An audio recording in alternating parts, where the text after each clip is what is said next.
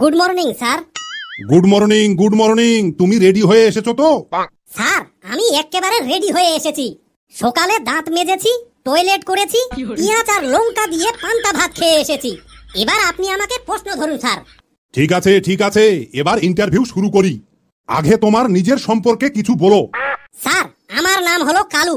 গ্রামের লোকে ভালোবেসে আমাকে কালুয়া বলে ডাকে। আমার বিয়ে করা 1 বছর পার হয়ে গেছে, সাথে 6 মাসের একটা বাচ্চাও আছে। এখন আমার মাথা ভর্তি বউয়ের টেনশন। কাকে কখন কি বলছি আমি নিজেও বুঝতে পারি না। কি, তুমি আবার বিয়ে করে নিয়েছো? স্যার আমার এই চাকরির জন্য ফর্ম জমা দেওয়া প্রায় 5 বছর হয়ে গেল।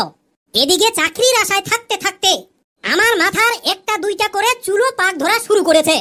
স্যার তাহলে আপনি বলুন, বিয়ে করব না তো কি আমি ঘোড়ার ঘাস কাটবো? তোমার জীবনের টার্গেট কি? স্যার এখন আমার জীবনের 3টে টার্গেট।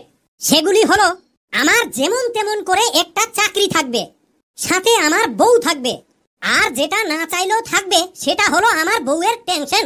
বাস, এর বেশি আর আমার কিচ্ছু চাই না। আমি ঠিক বুঝতে পারলাম না, কি বলতে চাইছো তুমি?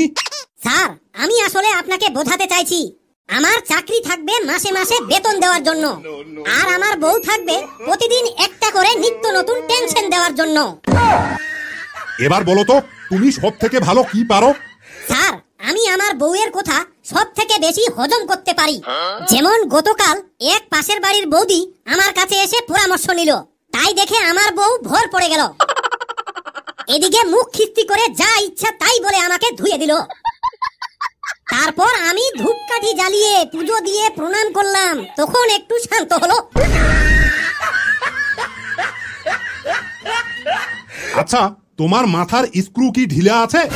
আমি তখন থেকে যাই প্রশ্ন করছি, তুমি তোমার বউকে জোড়াচ্ছ কেন? বলি, আমি কি তোমার বউয়ের সমস্যা মেটানোর জন্য এখানে বসে আছি? স্যার রেগে যাচ্ছেন কেন?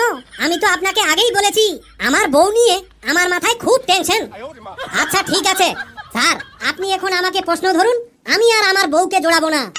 আমাকে বেশি রাগাবে না, মনে থাকে যেন। ঠিক আছে, এবার বলতো, তুমি গ্রাজুয়েশন কমপ্লিট কোন কলেজ থেকে করেছো? স্যার আমি তো যত খুশি পোটাও কলেজ থেকে গ্রাজুয়েশন কমপ্লিট করেছি। আমাকে বুদ্ধু বানানো হচ্ছে তাই না? যত খুশি পোটাও, এটা আবার কলেজের নাম হলো নাকি? শোনো, তুমি কিন্তু অসভ্যতার সীমা পার করে দিচ্ছ। স্যার আপনাকে আমি বুদ্ধু বানাতে যাব কিসের দুঃখে? আমার গ্রাজুয়েশন কমপ্লিট সার্টিফিকেটটা দেখুন, সেখানে বড় বড় অক্ষরে পরিষ্কার ভাষায় লেখা আছে, যত খুশি পোটাও মহাবিদ্যালয়। নে এবার বলতো। এক্সকিউজ মি স্যার, আমার একটা খুব জরুরি ফোন এসেছে। ফোনটা না ধরলে ইরান আর ইসরায়েলের মতো যুদ্ধ শুরু হয়ে যাবে। রাগ করবেন না স্যার, আমি একটু কথা বলে নিচ্ছি। হ্যাঁ হ্যালো বৌদি, ছাগলটাকে বিদেশ পাঠালে?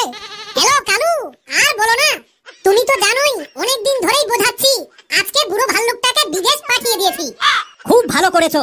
তুমি একদম চিন্তা করো না বৌদি, আমি যতদিন বেঁচে আছি তোমার উপকার করেই যাব। আপদে বিপদে ঝড়ো বৃষ্টিতে যখনই ডাকবেন আমাকেই পাবেন। ঠিক আছে কালু, তাই যেন হয়। আমি কিন্তু তোমার কথা মতোই সবকিছু করেছি। আজকে সন্ধ্যাবেলা আমার বাড়িতে এসো। তোমার দাদা বিদেশ যাবে দেখে আমি কিছু ভালো মন্দ খাবার বানিয়েছিলাম, তুমি এসে খেয়ে যাবে, মনে থাকে যেন। আহা, তুমি ডাকবে আর আমি যাব না, তা কি করে হয় বৌদি? শোনো, আমি এখন ইন্টারভিউ দিচ্ছি। এই ইন্টারভিউটা শেষ হলে আমার জীবনে 200 ইন্টারভিউ দেওয়া পূর্ণ হবে।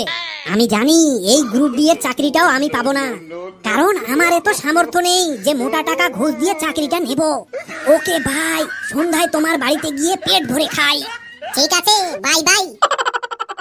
স্যার এবার আমাকে প্রশ্ন ধরুন, আমার ফোনে কথা বলা হয়ে গেছে। ছলে বলে কৌশলে চাকরিটা আমাকে নিতেই হবে। তাহারে, তুই এখানে ইন্টারভিউ দিতে এসেছিস না আমাকে বোকা বানাতে এসেছিস? তোকে আমি চাকরি দিচ্ছি, দাঁড়া। ওই রে, কে কোথায় আছিস? একে ঘাড় ধাক্কা দিয়ে বের করে দে।